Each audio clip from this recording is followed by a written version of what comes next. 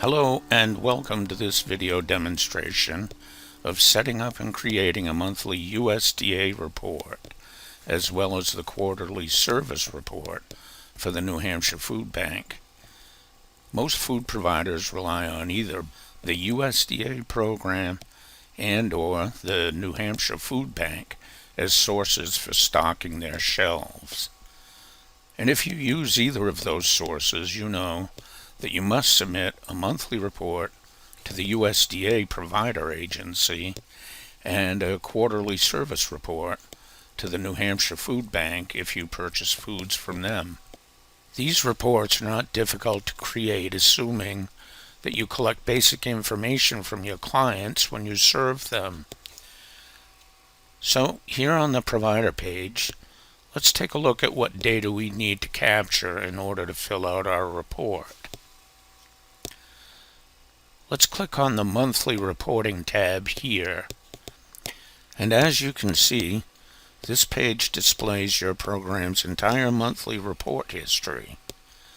Starting from the left, it lists the year, the month, and the status, which means the report cycle is closed for editing on this date. And then the blue section, which lists how much food was distributed, and to how many households and how many individuals. The salmon-colored section describes the status of your program's ability to service clients. And we'll look at that detail on this in a little bit. And last is the USDA report. You'll notice that on each of the three sections there is a button to show detail. First, let's take a look at foods dispersed detail. Now, in the foods dispersed detail, we find that there are 5 distinct sections. On the left is where you post the towns from which your clients served came from that month. Each new month will automatically post the towns that you served the previous month. You can easily delete a town for a given month, or to add a town not reflected, you simply select a town from the drop-down list provided in the Add a City or Town box. Next are demographic data from your food pantry's intakes during the month. The blue section is for clients who were income eligible and who received at least some USDA foods.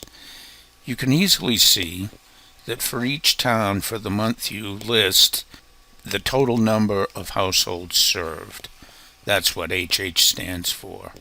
Next is the total number of individuals, and of course that's what IND means.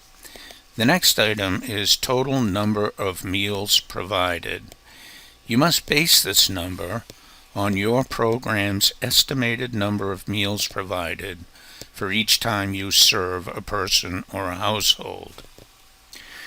And you will recall that this is a number that is posted in your program's details back here on the Detail tab. So should you have forgotten what that number is, it's easy enough to go back here onto the Details tab and take a look to see exactly what was put into your system to begin with. So here you can see that the Hampton St. Vincent de Paul Food Pantry provides an estimated 5 days of food per person in the household each time that they serve a household. We assume that 1 day of food equals 3 meals, and with a little math we can see that 5 days of food times 3 meals per day equals 15 meals per person. So in St. Vincent de Paul's case, they provide 15 meals per person. And now if we look back here on the monthly totals for April, you can see that they served 293 individuals. And using our trusty calculator, we can see that would be 293 individuals times 15 meals per individual totaling 4,395 meals for the month, which is exactly what is reflected here. But let's keep in mind that this page shows us our monthly totals after having entered our monthly data. Our monthly data is entered on the detail page. So let's click on the detail button for the month of April and look at the data. And again, here is where we would each month enter our totals for clients served from each of the towns we served in a given month. Now for Hampton Falls, we served 2 households this month, which totaled 4 individuals, and we multiply that times 15 meals per individual for a total of 60 meals, which we enter here. We also enter the number of individuals that we served from Hampton Falls who were 60 and over, and also how many were 18 and under.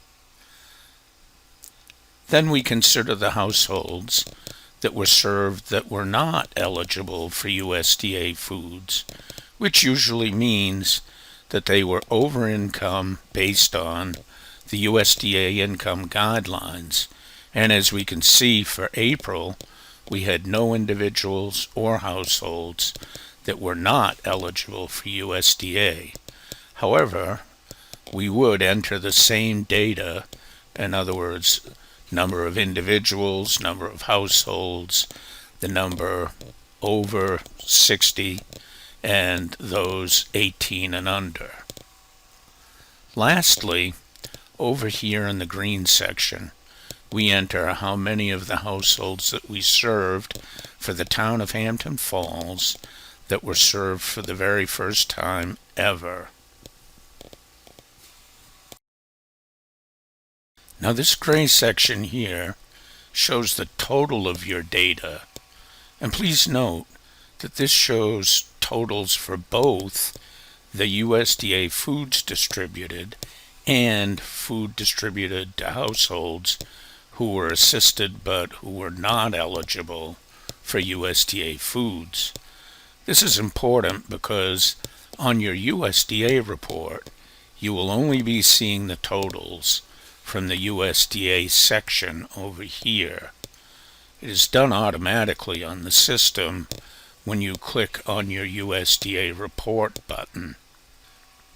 Now, once you have this information logged in and complete, you must always remember to click on the Submit Changes button. And we are done with this section. And now, on to the second part of your monthly USDA report.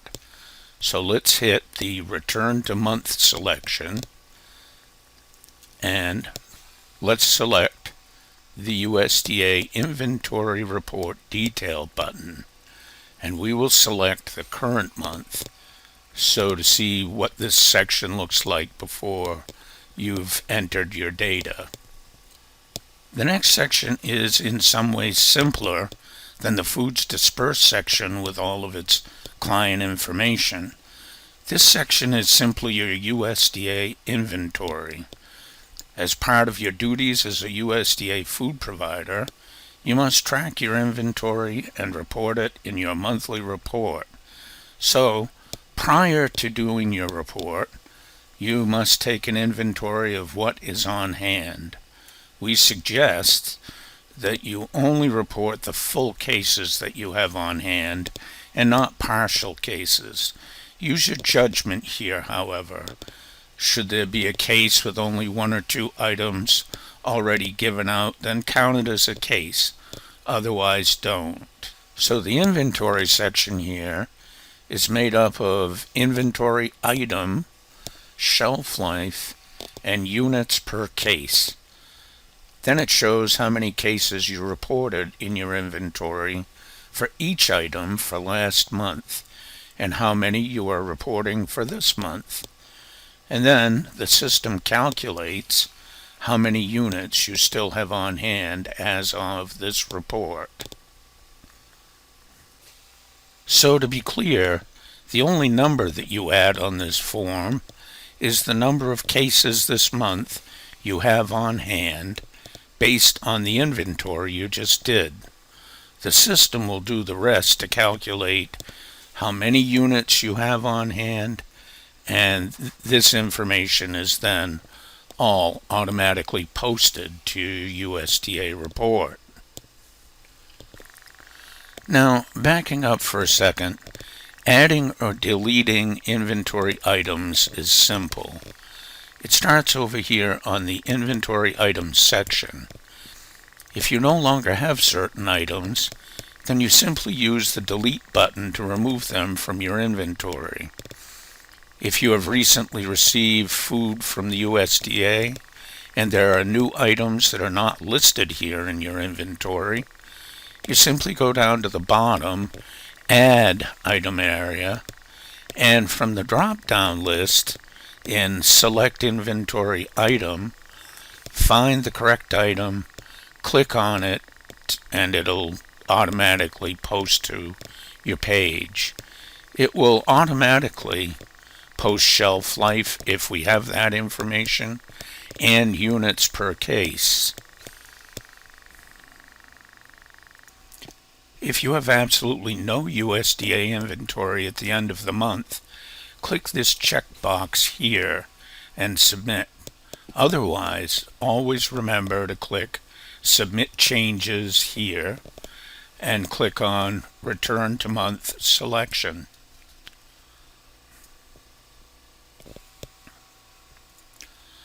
And now, by simply clicking on the Report button, we will render a complete USDA monthly report.